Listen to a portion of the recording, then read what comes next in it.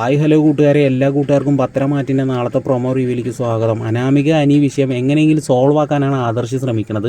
അനാമികയുടെ അച്ഛനെ പോയി കണ്ടിട്ട് അനാമിക വേറെ ഒരുത്തൻ്റെ മടിയിൽ കിടന്നുറങ്ങിയ കാര്യങ്ങൾ മുഴുവനും പറയണ സമയത്ത് അച്ഛനാണെങ്കിൽ പറയുകയാണ്, അങ്ങനെയാണെങ്കിൽ ഒരു കാര്യം ചെയ്തോ, എൻ്റെ മോളെ അനിയെടുത്ത് കൊണ്ടാക്കാൻ പറയുമെന്ന് പറയുമ്പോൾ ആദർശ് പറയുകയാണ്, കല്യാണം കഴിഞ്ഞ പെൺകുട്ടികളെ സ്വന്തം വീട്ടിലേക്ക് പറഞ്ഞയക്കണ പതിവ് ഞങ്ങൾക്കില്ല, അതുകൊണ്ട് ഈ പ്രശ്നം എങ്ങനെയെങ്കിലും സോൾവ് ആക്കാൻ നോക്കണം, സോൾവ് ആക്കിയാൽ മതിയാവും എന്ന് പറഞ്ഞിട്ട് ആദർശ് അവിടുന്ന് പോരുകയാണ്. പിന്നീടാണെങ്കിൽ അനാമിക പൊട്ടിത്തെറിച്ചുകൊണ്ട് പറയുകയാണ്, ഓ അവൻ ഏത് പെണ്ണിൻ്റെ ഒപ്പം വേണമെങ്കിലും നടക്കാം, എവിടെ വേണമെങ്കിലും കൊഞ്ചിക്കുഴയാം, ഞാൻ എൻ്റെ കൂട്ടുകാരൻ്റെ ഒപ്പം ഒന്ന് ഭക്ഷണം കഴിക്കാൻ വേണ്ടി ഹോട്ടലിൽ കയറിയാലോ അല്ലെങ്കിൽ പാർക്കിൽ വെച്ചൊന്ന് സംസാരിച്ചാലാണ് ഇത്രയും മാത്രം പ്രശ്നങ്ങളെന്ന് പറയുകയാണ്. പിന്നീടാണെങ്കിൽ ദേവയാനിയോട് നമ്മുടെ അനി പറയുകയാണ്, ഏട്ടനും ഏട്ടത്തിയും വഴക്കാണെന്നുള്ള കാര്യം എനിക്കറിയാം, അതുകൊണ്ട് തന്നെ ഏട്ടനോട് ഈ കാര്യം ചോദിച്ചപ്പോൾ ഏട്ടൻ പറഞ്ഞത് നീ നിൻ്റെ കാര്യം നോക്കിയാൽ മതി, ബാധിച്ച കാര്യങ്ങൾ അന്വേഷിക്കാൻ വരണ്ടാന്നാണ്. അതല്ല, വല്യമ്മയ്ക്ക് ഏട്ടത്തിയും ഒരുമിച്ച് ജീവിക്കണത് ഇഷ്ടമല്ലല്ലോ എന്ന് ചോദിക്കുന്ന സമയത്ത് ദേവാനി ഇങ്ങനെ തല ഇങ്ങനെ താത്തുകയാണ് കേട്ടോ സുഹൃത്തുക്കളെ. പിന്നീടാണെങ്കിൽ നയന അനന്തപുരിയിലേക്ക് മടങ്ങി വരുന്ന സമയത്ത് ജലജയും ജാനകിയൊക്കെ കളിയാക്കുകയാണ്, ആദർശിന് നിന്നെ വേണ്ട, പിന്നെ എന്തിനാ നീ ഇങ്ങോട്ട് വന്നതെന്നൊക്കെ ചോദിക്കുന്ന സമയത്ത്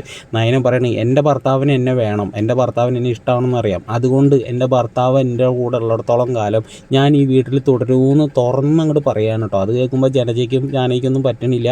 അപ്പോൾ എല്ലാവർക്കും ഒരു പ്രൊമോ റിവ്യൂ ഇഷ്ടമായിരുന്നെങ്കിൽ ഒന്ന് ലൈക്ക് അടിക്കണം, ആരും ലൈക്ക് മാത്രം അടിക്കുന്നില്ല, ഒന്ന് ലൈക്ക് അടിച്ച് സബ്സ്ക്രൈബ് ചെയ്ത് സപ്പോർട്ട് ചെയ്യണേ.